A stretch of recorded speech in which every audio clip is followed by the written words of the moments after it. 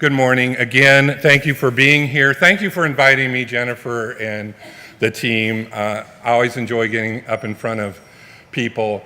My first 20 years of my career was in youth ministry and ministry work, so give me a pulpit and a microphone and I'm good for the next 3 hours. So I really enjoy doing this, but I think the topic of budgets and finances is something that a lot of us cringe at the worst, and swallow hard at the best.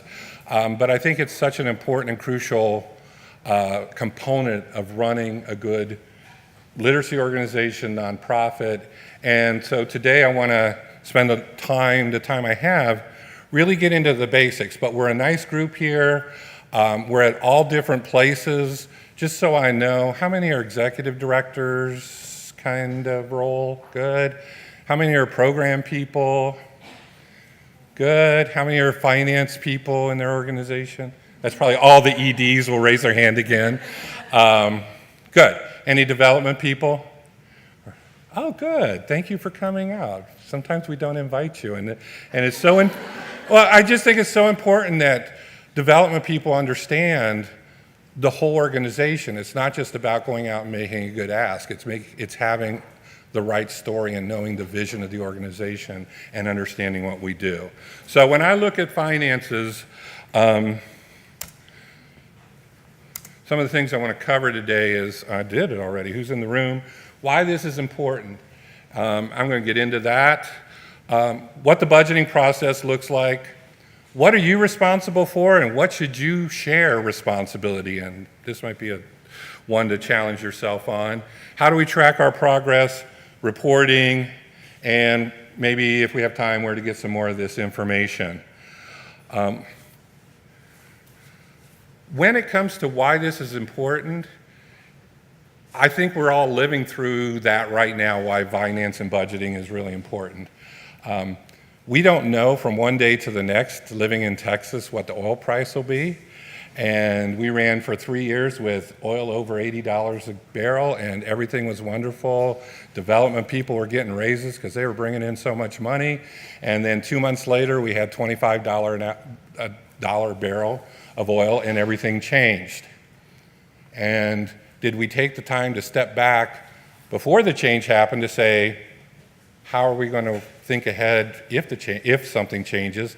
And once the change came, did we look at our finances in enough time to make sure we were making the right moves to get along? So whenever I look at finance and budgeting, I think of it's a roadmap. That's the best way I can put it. How many people have heard of Aglow, New York? Nobody?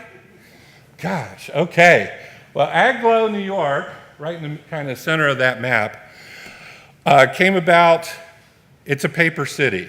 So if you don't know what a paper city is, you're going to learn a lesson today that has nothing to do with finance. But back in the 1930s, making maps was hard work. They didn't have geolocation. You had to go out with measuring sticks and measure everything and make sure everything was there.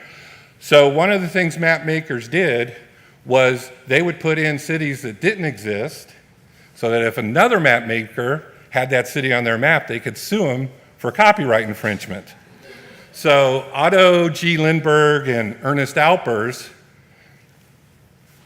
A-G-L-O-E, Aglow, created this little town. 20 years later, that was in 1930, and their maps, they sold their maps through Esso, and I won't ask who remembers Esso gas, because I won't ask. They were the biggest map seller and sold tons of maps. 1950, Rand McNally came along and created maps, and lo and behold, Aglow was on their map. Esso was getting ready to make some money because now they could take money from all the maps that Rand McNally had sold. But what had happened in the meantime in those 30 years is someone was at this crossroads that had nothing but fields in it before, built a general store, didn't know what to name it, looked at the map and said, oh, we're in Aglow, and named it the Aglow General Store. Then somebody else built a house there, and all of a sudden this paper town became a real town of Agloe. And Rand McNally won the case saying, no, there really is a town there, even though it's not been incorporated, but everybody that moved there looked at the SO map and said, we're in Agloe. And I bring this story up because I think if we're not careful, that's what we do when we think of budgets, when we think of finances, when our eyes glaze over at seeing a balance sheet of, we might pick one thing that's there and focus on it, and it may not be what it really is. And as we go through this, and I'm going to really kind of hold on to this analogy of a road map and taking a trip for a long time, because I think that's the way I understand finances. The other thing I'll challenge you to as we get going today, two things. One, if you're sitting here thinking, I can't do numbers and this doesn't make sense, throw that idea out. It's not true. How many people here play piano? Oh, please, somebody. There we go. Good. 4 of you. Did any of you sit down the first time at a piano and play it well? No. You practiced. You started on easy things and worked up to more technical things. That's what I want to challenge your thinking on. If you only look at budgets once a month and only look at a balance sheet once a month at the finance committee meeting, you're not going to get good at this. But if you take the time to learn it and practice it and study it, it really will make sense. But when we're looking at numbers and don't know what we're looking at, we only see what we can see. This is a map of the world that most of us grew up with. What's interesting or significant about this map of the world? The United States is dead center. And because of the way the Earth's curved, it looks bigger than it actually is, because it's on the broad side of the curve. They also cut it so that China and Russia don't look big because they're cut in half. Interesting. He who makes the maps gets to take the rules, I guess. So what if we looked at it differently and centered it on the Pacific Ocean? How much smaller the United States looks and compared to Russia or Africa or even South America. Because now we flatten that curve out to a reality. And just like budgets and all the things that we're going to talk about, this is a two-dimensional representation of a three-dimensional reality. And that's why numbers are important, and that's why the finances are important. Yes, they're two-dimensional, but if you learn to read them, they can tell you a much richer story about what's going on. What if Australia were the actual map makers? How would the world look? Now you'd have a hard time finding things. And when the United States gets moved down compared to Canada and some of the other things. So how you look at things really, I don't want to say taints, colors your reality. So we got to be able to make sure when we look at the finances and we look at it, we're not misled by other people because, well, they know better than I. Because if you don't know reading financials well, it's easy to be misguided, just like on a map. Okay. The other thing I want to challenge you on is I've got an hour. So if you have a burning question and something comes up, ask it, because I may not get to it. And this is your time, so I want to make sure you get your answers questions. How many people, this is your reality? Budgets with cuts don't help because we don't have a budget. Now, I think most organizations have a budget. Is it a useful tool? And it's why do you have the budget? Do you have a budget because, we need one for the board to approve because they got to have something to do at the beginning of the fiscal year? Or we want to be able to show our funders that we're going to have a positive net income, or we hope we'll have a positive net income? So why do you do it? And what's the purpose of it? And when you're creating this budget, I'm going to keep with my trip analogy, who drives? Who drives your budget? Who's the navigator of the budget? And who's the referee in between the navigator? Because I grew up in the 60s, so Dad drove and Mom navigated, and we had 7 kids in the back of the station wagon, and no one was refereeing. But whenever you go on a trip, the first question you want to ask is who's driving, who's navigating, and where we're going.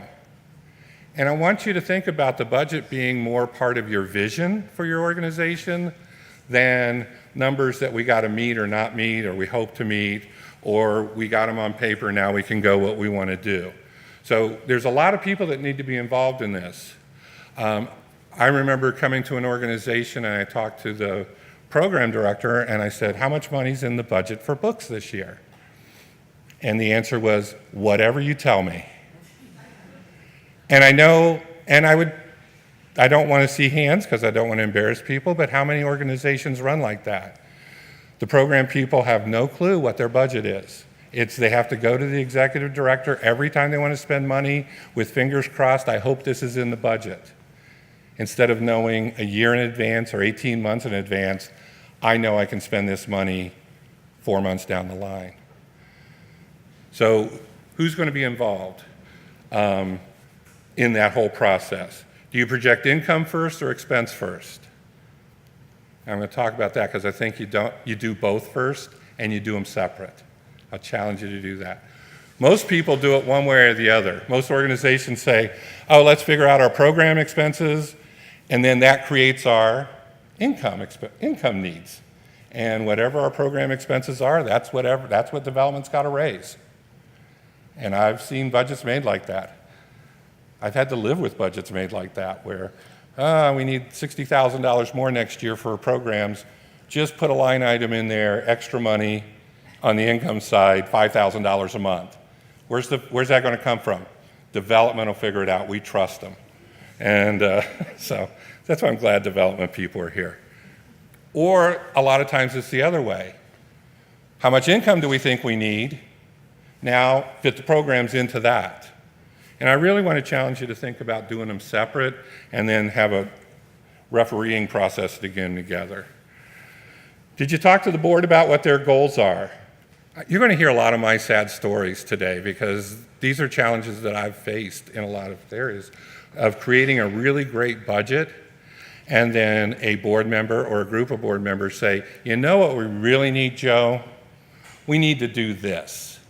And they start pushing, and because they weren't part of the budgeting process and the visioning process of where we're going, they feel invested in getting their projects in there.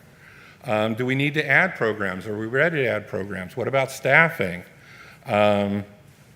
Will people get on board with this budget?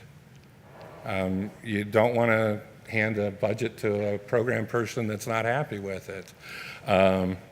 And then who's referee? And then you got to think about regulatory things. And then one of the things that we're facing now is, do we need to make some cuts? So these are all questions, even before you start thinking about budgeting. And I'm going to spend most of my time on budgeting because I think it's the most important thing that we do, is look at our reality. And then when you're there, pick a path. Always remember I'm hoping it's Lewis Carroll. If you don't know where you're going, any path will get you there. The budget lays out the path. It may not be the final path, but like any trip, and we went on tons of vacations. We were a traveling family, throw the kids in the back and go. We knew where we were going. So if one summer we're going from Ohio to Colorado, we knew we were going to Colorado. And we even had a plan, but if it got sidetracked, that was okay. We still had the plan. But if we didn't have a plan and every exit we came to, we decided, do we get off here or not? We would have never gotten to Colorado. So even if there's detours and bumps along the way, have a plan. And there are two ways to go about budgeting. I don't want to say there are only two. There are two good ways to go about budgeting. Cost-based budgeting and zero-based budgeting. And let me just cover those really quickly because I think they're important.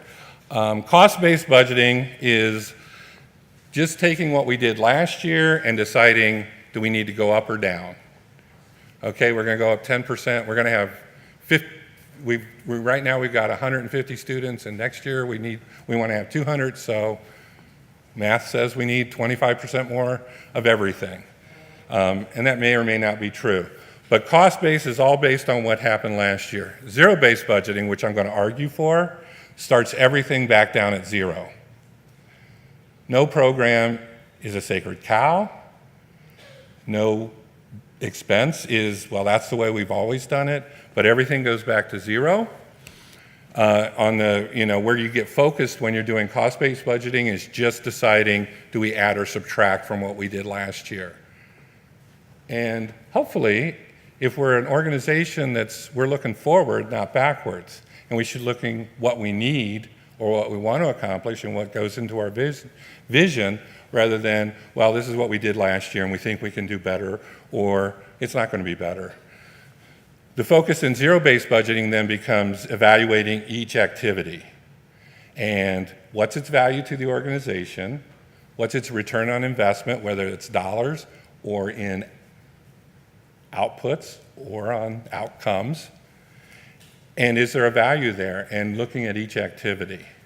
In additions, usually when you look at cost-based budgeting, you're only thinking about is there any inflation we got to account for, and are we going to offer more programs? Because those are the additions. When you look at the additions on zero-based, it really is looking at each program, each item, each project, each contract, every expense, saying, what do we need to reach our vision and to reach our goal and our destination? Subtractions is the same on cost-based. If there's deflation, or we got some cuts that were unexpected, or this person pulled their funding, or the gala was supposed to make $100,000 and it made $40,000, it affects our budget. There's no subtracting from zero, so you don't worry about that on the zero-based. But the purpose, I think, is where it comes down to importance, because the purpose of cost-based budgeting, and especially if you're incorporating your program people and development people, and maybe each program specific director, if you have that, all they need to do is justify needing more money. We're going to grow, we're going to have more people, inflation's gone up, I need to give somebody a raise. When you do zero cost budgeting, you really have to prioritize what's our most important thing, because you're going to have a lot more expenses than you have income the first time you do this. There is a time to use cost-based budgeting, and that's after you've done zero-based budgeting really well for 2 or 3 years. Then I think you can move as an organization to, hey, we'll do cost-based for 2 years, and then we'll go back to zero and get on a cycle like that. What happens if you only use cost-based budgeting is budgets just inflate, and there's no evaluation of the underlying purpose of the money, program that's being run by that money. When you have to have a program director or even a program coordinator come in and say, this is why I need this, and this is what the outcomes are going to be, and this is what the outputs are going to be, and this is why it's important to our budget, then you can set a priority to that. Otherwise, everything has the same priority. So I always argue, if you haven't done a zero-based budget, go through that process. I'll also tell you, it's a long process, and it's a difficult process. This isn't, and again, I'll confess my sins up here since I did my time, but this is not sit down October 20th, executive director, write the budget because I got a board meeting in 3 weeks that's got to approve the budget for next year, and they got to have something in front of them. That's easy to do with cost-based budgeting, but this means taking the time to really look at everything, every expense. Why is it important? And one person can't do that, so you automatically have to get the entire group involved. So you got to have a team, and that means almost everybody. But when I start budgeting, the one group I keep out of the first initial run of the budget is my board of directors.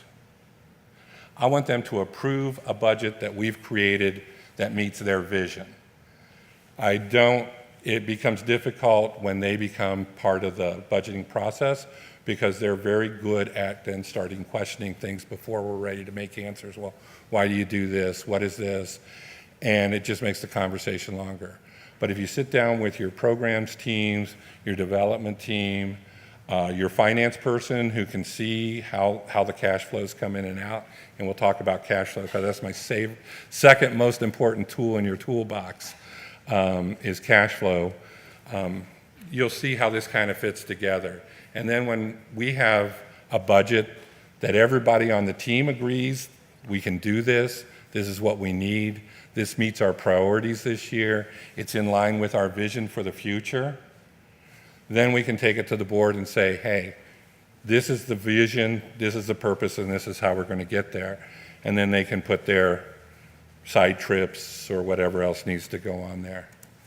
So when we talk about expenses, and if I start seeing eyes glaze over, I'm going to presume it's stuff you know. If your eyes are glazing over because anything else, I'll just presume you know this and I'll kind of move on forward. But, you know, just basically what are things that we need to run our budget? Too often we don't think about this ahead of time and then we get an idea. Happens a lot. I'm going to guess a lot of you have had people come into your office. We didn't think about it, but it's Volunteer Appreciation Week. Do we have $600 in the budget to buy everybody this? And it's like, doesn't Volunteer Appreciation Week come around every year? Why didn't we think about this back in October when we made the budget? Did we think about, and this is, everything's different. I now work at SIRE, which is a riding center, so you probably don't have horse feed and tack that you have to buy for your programs in literacy, but whatever they are, have you thought them through? What are the budgets? And then you get, this is the expenses. There's one thing missing on this budget, and it's one thing I see missing on most nonprofits' budgets. And there's no savings account on this. If you don't budget to save money, if you don't budget to reserve money, you probably won't do it. It has to be part of your budget every year. Even in the bad times. Not just, okay, most of us build our contingency funds or reserve funds by, we had a banner year, or we got an extra grant that we weren't expecting, we'll put that in the contingency fund. One of the things that we're seeing right now and the fallout of is a lot of nonprofits not having appropriate reserves, and they're struggling. Some of you may be in the room. I'm working for one of them, really struggling because they didn't come into this last dip with 6 months reserves. That's my kind of minimum, is 6 months reserves. Should be your target. On average, nonprofits hold about 6 to 8 weeks of reserves. That means if the money stops tomorrow, you're out of business in 8 weeks. Now, there's a reality that, for very few organizations does all the money stop right now. But, you know, do you have the money there for those emergencies? The other thing that I really want to stress on when it comes to reserve funds is they're not just for emergencies. They're for opportunities. And that's probably the biggest resource that you can have for opportunities. If I'm at Macy's and what would I like? I'll be at Academy, and there's a set of golf clubs, ping golf clubs that were $1,200, and they're on sale for $400, and I don't have $400 in my pocket. It doesn't matter how good of a deal it is. And if as an organization we don't have the reserves to take advantage of opportunities when they come like that, you're hurting yourself in the end. But if you have that reserves to say, oh, here's an opportunity to add more space, buy a piece of equipment, and it's really on a good sale, and I'm working on this on a truck right now. I have to buy a truck, and we don't have the money for it. So it doesn't matter what deal I set up with a dealer, unless the price is zero, I can't buy the truck. But it's a much easier to go into a dealership and have somebody say, hey, we've got a $60,000 truck. We can't give it to you, but we'll sell it to you for $30,000. And if I have the money and the reserves there, I can take advantage of that opportunity. Otherwise, I got to say, gee, thanks, I just passed up a $30,000 savings. So having those reserve funds is not just for emergencies. It's a way to, and it's going to be happening here soon. I see it in Houston at least. I don't know how things are going in Dallas and Austin in the nonprofit world. Those organizations that had reserves and have the financial resources are going to start merging and taking the organizations that didn't. And those organizations are probably going to go away. So when you do your budget on expenses, one of your expenses has to be, and we all learn this, 401ks have been around long enough, pay yourself first. Pay your organization first so you have the funds to do what you need to do. And then on the income side, there's all kinds of income streams. Some of you are really good at a lot of these. Some of you are really good at building revenue as a business side of it, and I always envied you. And whether it's through United Way or all these ways to get income, create that budget. And this is where everybody panics. We're pretty good at saying, oh, if we have 800 students next year, we know it, and we're going to do 20,000 learning hours. I know at Literacy Advance, we know every learning hour costs $11.80. That's just what it costs. So if we're going to have I'm going to do easier math because I don't like multiplying. So $12, $10. I'll make it real easy. So if we want to add 1,000 learning hours, it's $10,000. The budget side on the expense side is a lot easier. The income side, all we hear, is, well, I think we'll get this. We got this grant last year, and I think we'll get it this year. And this is where it becomes tricky, and this is where it becomes a lot more, and I'm not going to go into the development side about talking donor retention and are you measuring that, but that's your number one factor. Two things that are going to be in your factor on your development side with contributions. One, the size of your email list, and that is absolute fact. And two is your retention rate.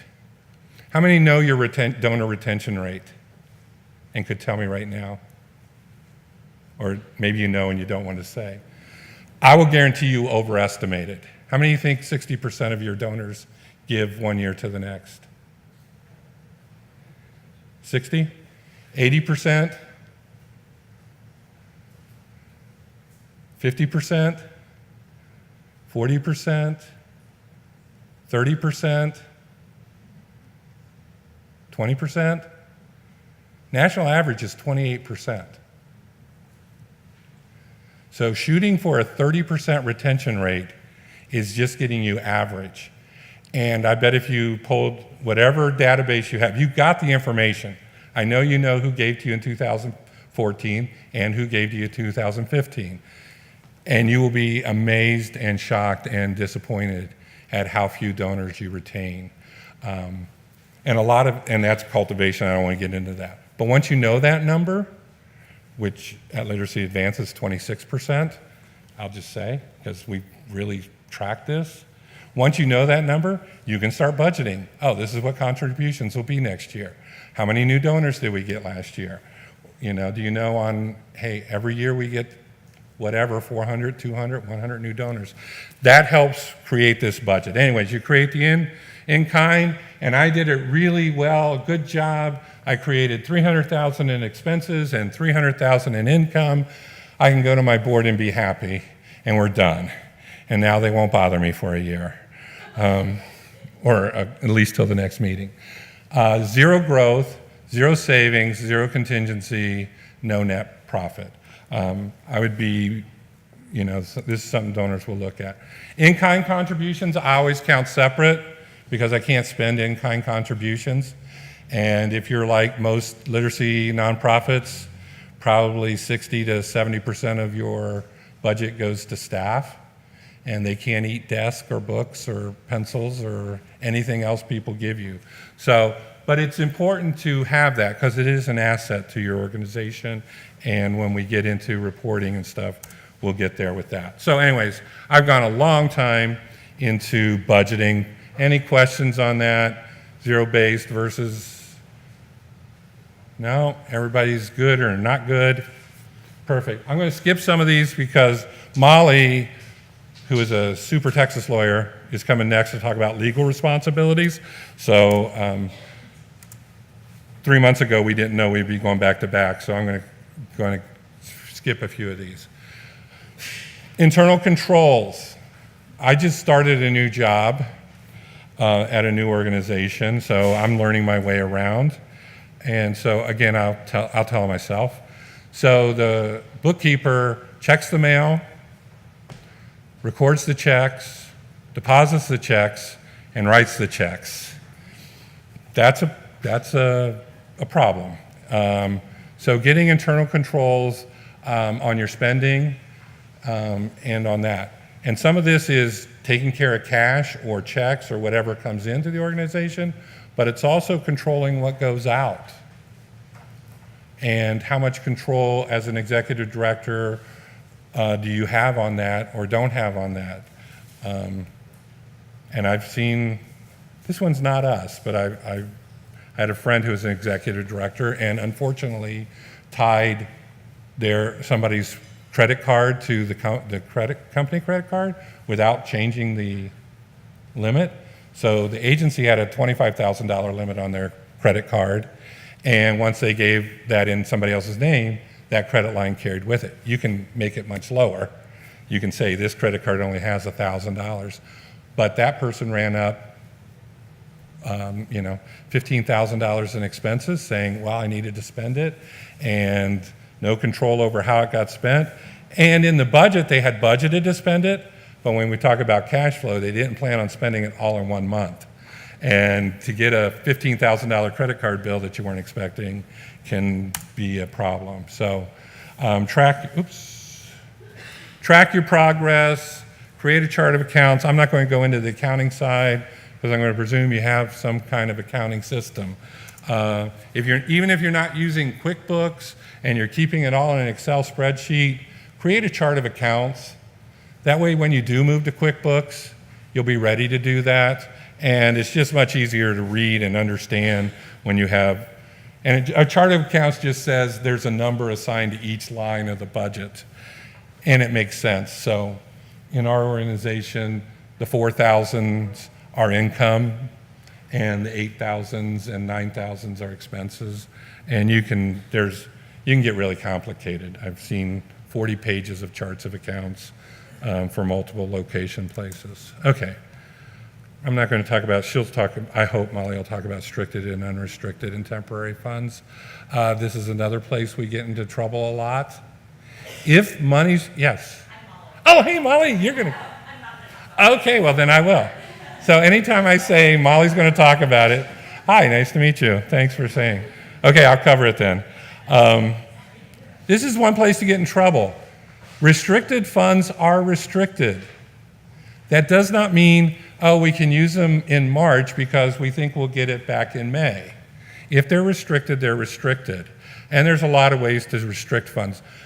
Permanently restricted funds are usually rare in mid and small nonprofits because they're usually endowment funds and things like that that are permanently restricted from being used for anything beyond investment purposes. Temporarily restricted, though, we deal with a lot. Here's $10,000 to buy a truck. And I say, thank you very much, but I need 30. But now I've got $10,000 that I can't spend on anything but a truck, and it doesn't matter if I've got a line of people out the door waiting for literacy classes, that money's to buy a truck. So you got to keep it within the restrictions. I know a lot of you deal with grant restrictions and things like that, and letting them go. I am not going to get into reporting from a legal side, but next comes, now that you've got this roadmap, we've got our budget. And the interesting thing about a budget, I hope you don't, some organizations do this, once a budget's set, it doesn't change. That's your roadmap. You may go off the map, you may go off the path, you may find a mountain in your way, but I'm going to suggest not re-budgeting for the year. I know some organizations do it, but I think it clouds the process of budgeting when you change it in the middle of the year, because then there's no reason to do a good budget to start with. We'll talk about that in cash flow. But the things that you're going to see a lot if you go to a finance committee meeting is a balance sheet. And if you're an accountant, and this is where I talk about a two-dimensional thing can tell you a really good story. If you know how to read a balance sheet well, you can learn a lot more about an organization than the organization will want to tell you. So I'm going to do a little bit on that. An income statement, it might also be called a profit and loss. It might be called a budget performance statement. There's a lot of ways to call it. It's just a list of here's the money we spent by category or line item, and here's the money that came in. And then a cash flow statement, and this is different than a cash flow projection. I'm going to get confusing. Cash flow is the channels that the money go in and out. So whether it's individual contributions or grants or investments or selling of assets or whatever it may be, and how they go out, programs, not printing books, but this went to programs, this went to development cost, and this went to administration. And then budget performance, this is the one you probably see the most, and you worry about the most. Oh, we budgeted $500 in January for this, and we spent $700. There's a problem. Maybe, maybe not. If you only look at that one item and that one thing, you're going to get into a paper town and end up building something that's not even there. So these may be hard to see. Oh, good. Google does a good job of getting these things nice and big. So this is a simplified balance sheet. I didn't want to bring, it wouldn't project well if I had one laid out. But the basics of understanding a balance sheet, and I do want to spend a little time on this because if you have an accountant or a CPA sitting there, this is what they're going to probably look at the most, because this tells them everything about the organization. And when I started out having to report to finance committees, all I knew about a balance sheet was that the total assets needed to equal total liabilities and net assets. So I would look at the balance sheet and say, well, if 435,000 there and 435,000 at the bottom, okay, it's right. Well, that tells you nothing about the organization and really need to walk through. And this is just, the other thing about a balance sheet to understand, it's not a projection, it's one slice at a time. This is what we have right at this moment, and it's usually put against either the previous month or the previous year. So for this organization, what we can tell right now is in their bank account, they've got $100,000 in cash, ready to spend. Receivables, they got $50,000. That means they've got pledges. They've got pledges that are coming in, or if you're collecting tuition over time, we know that that money's coming in the future. Assets are also what you own, so they own some securities, some stocks that has value. It may not be spendable, but it's an asset for the organization. And then they've got land, building, and equipment. You may or may not have, you have some, it may not be that much, but even if you have office equipment, you have land, buildings, and equipment. That's kind of the bottom line liquidation. If we sold everything today, that's about what it's worth, although your accounts receivable would be discounted. The liabilities is what you owe. So they've got some account payables. These are bills that are outstanding or pledges that you have made. You may have a note payable, short-term or long-term, and they have some long-term debt because we have some mortgages on our properties. And so that's liabilities is what we owe everybody else. And then our net assets, we have some unrestricted, restricted, permanently restricted. Everything adds up. That's the shortcut version. Let a CPA, and I'm not a CPA, so I'm not going to pretend to be, let a CPA start taking this apart. But what they really look at and where a lot of nonprofits get tied up is, one is our cash going up, and that's why you compare it to the last month. Do we have more cash than last month or less, and did we expect that? The other place that we get tied up is accounts receivable, is we usually are very optimistic about our accounts receivables. And somewhere in there should be a place for, and I hate calling it bad debt, but that's what it is, bad debt. What of those receivables do we think won't really pay? Oh, every year we charge, I'm going to go back to easy math. We got 100 students and we charge them $10 a year, so that's or $10 a month, $100 a year over time. That's $10,000, yeah, $10,000. And they've only paid $10,000 and they owe us $90,000. You're not going to collect all $90,000, you know that. So having that getting that account receivable is really important, or you may fool yourself into what's coming up. So this is something you're going to see a lot of when you get into the finance side, and it's something to learn to read. And it'll be a lot more detailed than this. This is a really simplified one, but start thinking about, don't think, oh, there's $435,000. Only $100,000 of that's spendable. That's all you got in your pocket. Okay. Then this is a more detailed balance sheet that goes into the different funds they have and that, so it can get more complex. Then you have your income and expense statement, and like I said, this is line by line, so it goes contributions, doesn't break it down by how it comes in, whether the contribution is a grant or whatever it is. So this is your line by line. This is what we usually put up against our budget. So we say, oh, we got cash in of $210,000. What did we say we were going to bring in? Well, we said we were going to bring 200. Yay, we did good. And we made more money than we expected. And then we weighed that against, and you can see they had increase in their net assets of, this is year over year, so they had a good year in 2007. They made $267,000 increase in their value versus only $13,000 the year before. So a lot, on first blush, they're doing much better. But sometimes that can be deceiving. I'm at an organization right now that last year, unfortunately, we had to sell one of our assets. We had a cell tower that was paying several $1,000s a month, but we needed cash. So what was an ongoing paying asset, we had to sell it at a discount for $170,000, and now we'll never get another penny out of that.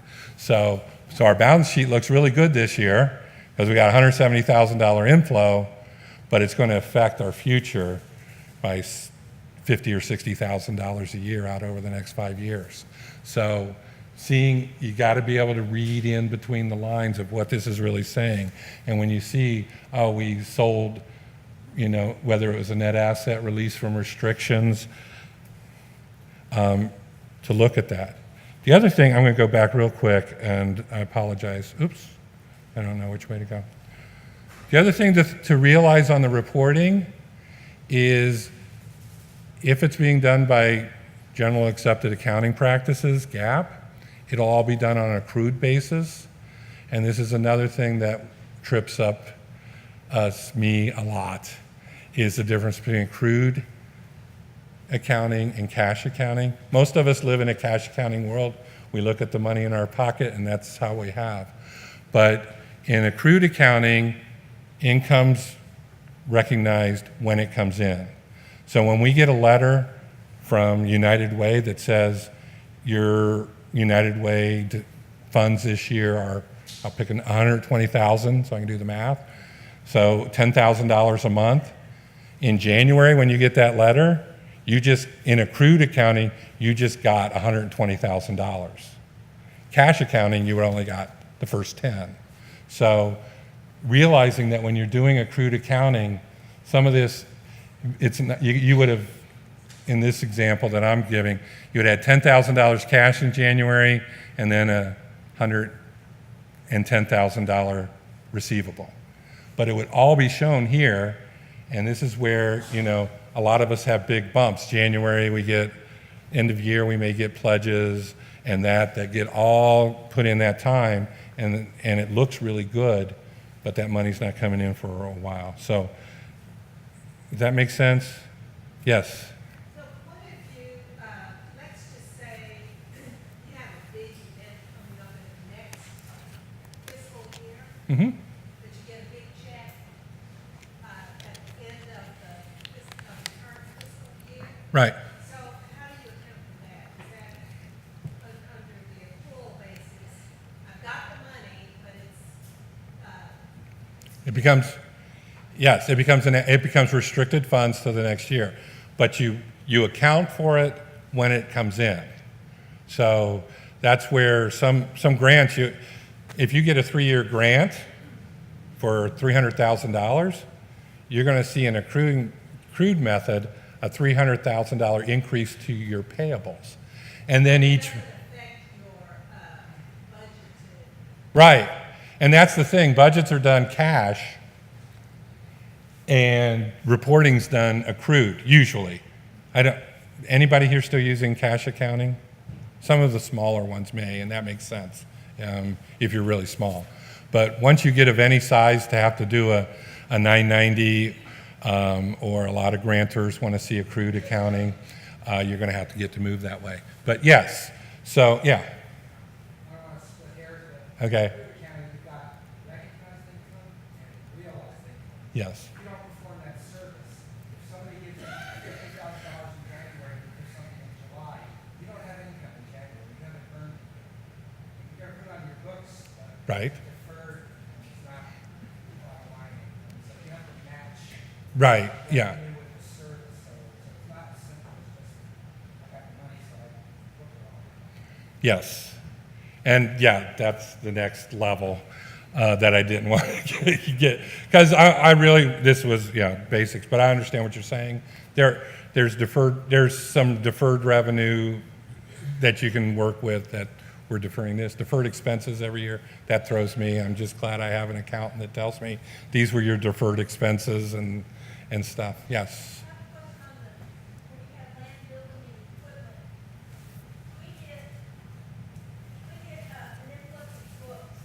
Yeah.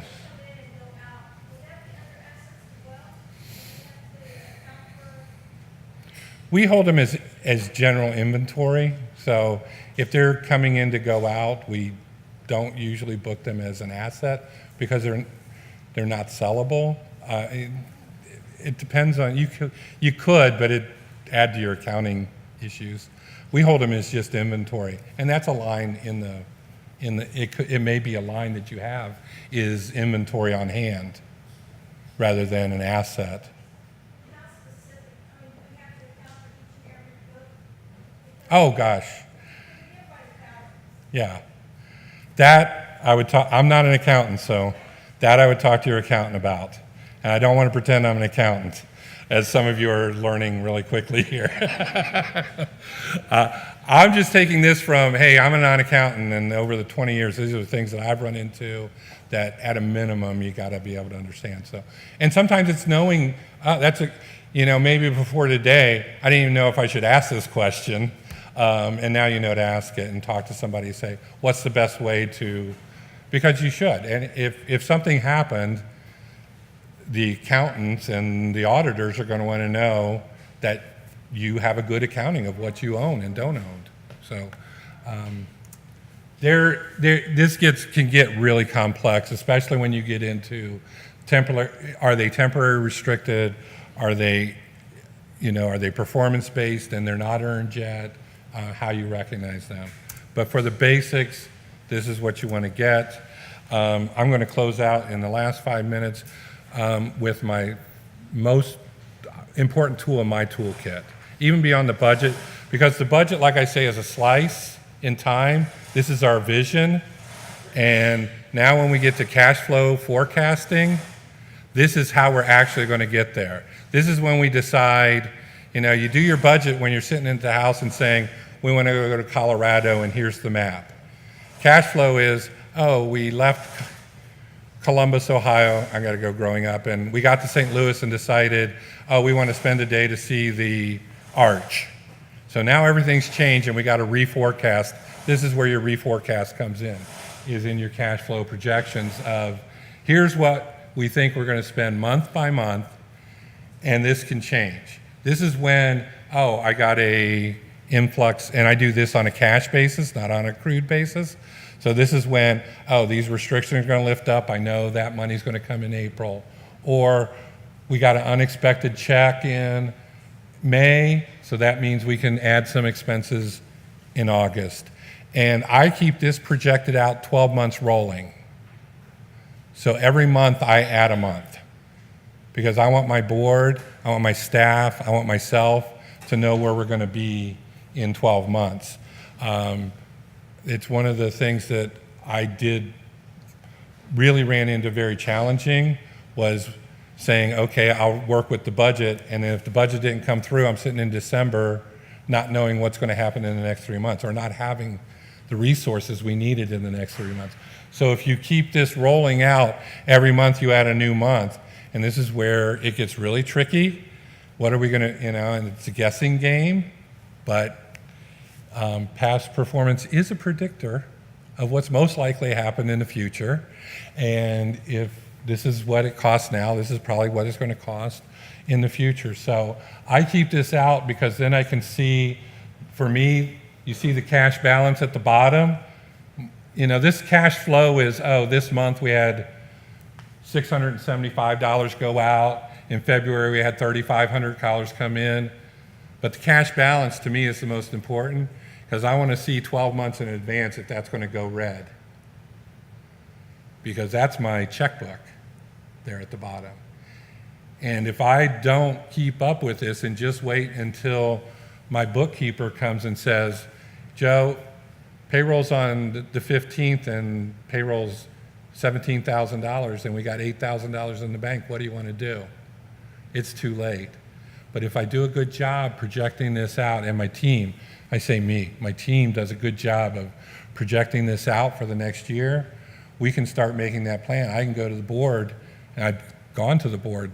I went to the board this January and said, June, we're going to be $24,000 short. We have $90,000 in our contingency fund, so we can cover it, but do we want to do something else to try to make up that now? Because it's much easier to make up $24,000 over 6 months than $24,000 over 6 days. Really is. So you don't want those surprises. It also puts in then when you start seeing savings, and this is, I review this monthly with program people because I want them to live up to their budget and their things. Sometimes we look at a budget and we said, okay, we're going to spend $300 on books this month, and we only spent $150. Is that a good thing? Maybe. If we served half the people we were supposed to, and we saved the money by serving less people, no, it's not a good thing. And if we went over by that amount, was that a good thing or a bad thing? Might be a good thing. We had an opportunity to serve more people, and we knew we had the cash to do it, so it was okay to go over budget.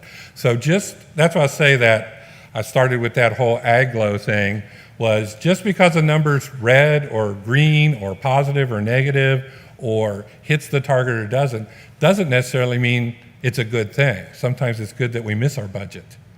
Sometimes good that we miss it underspending, and sometimes it's good we miss it overspending.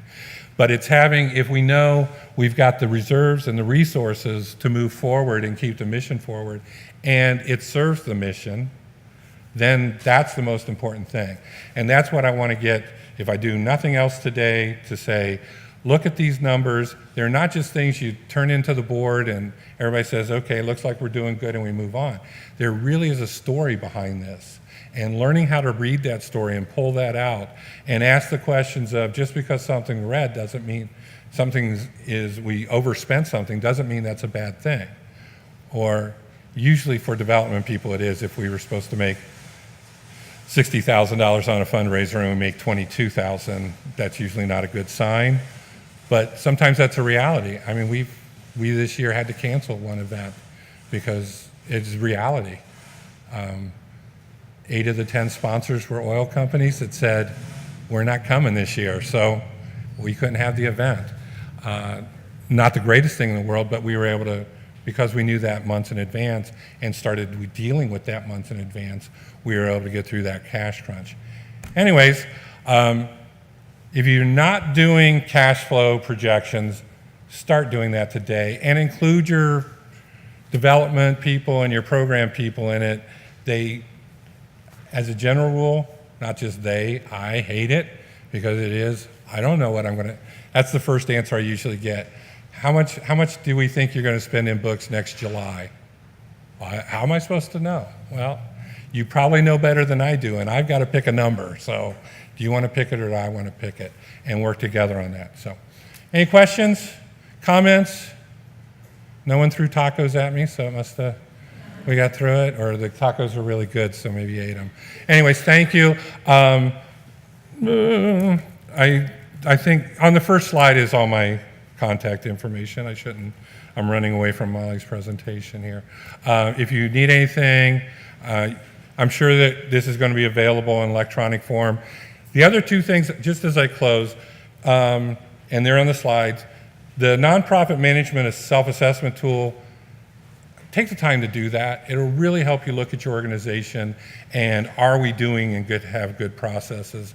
And Blue Avocado, if you're not familiar with them, read them. One, it's a funny, they're funny, and I like going to places where it's not boring to read, but they have really good, well-tested stuff. And this on their bookkeeping, especially because I'm not a bookkeeper, so hiring a finance person's difficult, and if I can give them a test to see if they actually know what they're talking about, instead of just saying, oh, I've done that for years, I know what I'm doing, it's helpful. But anyways, and there's tons more resources. Find them, look them. I'll be here all day. Thank you for listening, and thanks. I hope it helped.